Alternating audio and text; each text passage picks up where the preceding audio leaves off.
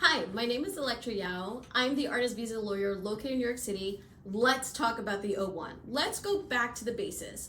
A lot of my videos are very nuanced about the specific nature of the O-1, the specific documents, presentation, components of the O-1. But if you're watching me for the first time, you might just be like, what is the O-1 visa? What is the artist visa? Why is this person always talking about the O-1 visa or the artist visa? So let's go back to the basics. Let's start with what is an O-1 visa. So the O-1 visa is also known as the artist visa.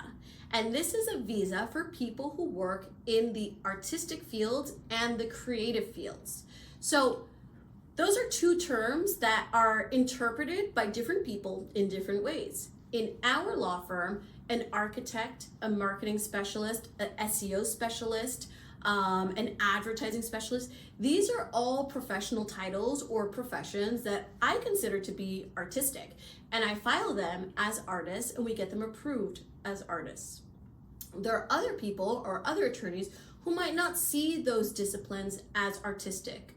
So the point I'm trying to make is those two terms don't really have a definition. It's really going to depend on the perspective of the person that you're talking to. And that perspective is going to be very important because the O-1 visa is divided into two prongs. So the first prong is O-1A. That's for sports, business, athletics, etc. You might not care, but this is really important because the legal standard is higher. The legal standard of O-1A is closer to EB-1A, which is the king of immigration law. It is a very high legal standard. Not only is the legal standard for O-1A higher, but there are lots of limitations that the artist visa, the O-1B visa, does not have. So when you're talking to a lawyer who wants to file you as an O-1A because you're an architect, I think it's important to get a second opinion from another attorney who files O-1Bs for architects, who recognizes the creative juices, the creative strategy that you utilize in drafting and drawing your plans. O-1B is the artist visa. That's my favorite visa type. That is the visa type I discuss every day on my lives. The O-1B has a lot of freedom. What does this professional freedom mean? This professional freedom means that if you are filed with a couple of jobs, the law allows you to add more jobs. You don't need to file an amendment and change your O-1 petition because you filed an artist visa.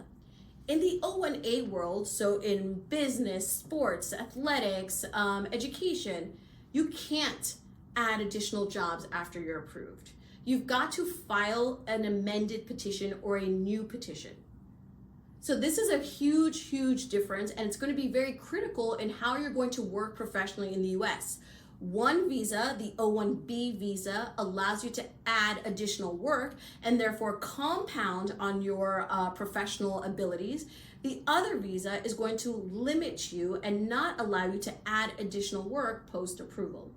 So O-1 is divided into two prongs, O-1A for business, athletics, sciences, etc., and O-1B for arts and the creative industries.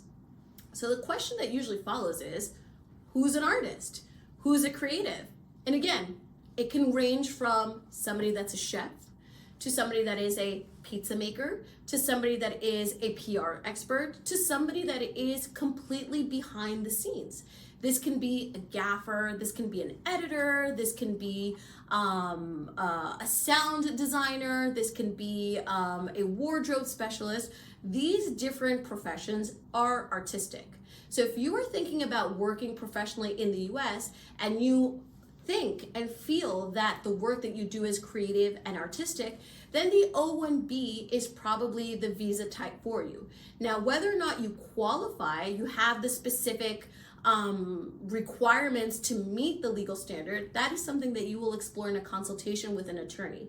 But if you're a creative professional and you want to work professionally in the US as a professional artist, then the O-1B is the prong for you.